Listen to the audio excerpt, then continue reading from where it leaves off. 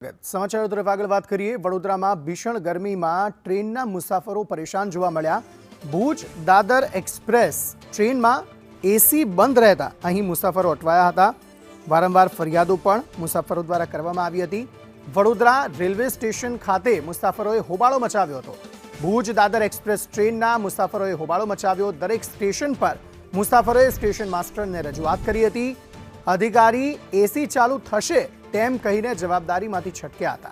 2011ના કોચનું સમારકામ ન થયું હોવાનું મુસાફરોએ ફરિયાદ કરી। મુસાફરોએ વડોદરા રેલવે સ્ટેશન ખાતે 25 મિનિટ ટ્રેનને રોકી દીધી।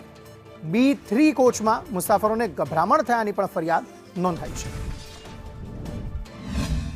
दादर से कूलिंग नहीं हो रहा है, हर स्टेशन पे रुका रहे हैं। हर स्टेशन पे यही स्टेशन मास्टर या तो वहाँ का जो इंचार्ज है वही बोल रहा है कि आगे जाके हो जाएगा। वो ये सोच रहा है कि मेरे पास से बल्ला टरी आगे स्टेशन वाला देखेगा।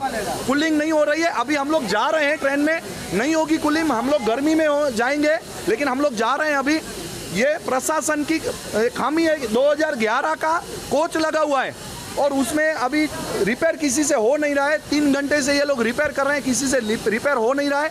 हम लोग नया कोच के लिए बोल रहे थे, ये लोग से नया कोच भी अरेंज हो नहीं रहा है। इन्फॉर्मेशन गलत दे रहे हैं। हम लोग ने किसी को बताया कि ये ऐसा गलत हो रहा है, हमको दिक्कत हो रही है, तो वहाँ के इंचार्ज बता रहे हैं कि ये लोग दारू पी के हमसे हंगामा कर रहे हैं।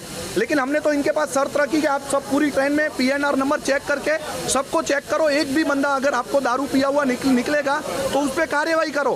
लेकिन हम लोग पूरे फैमिली वाले हैं, ये लोग किसी की सुन नहीं रहे। प्रशासन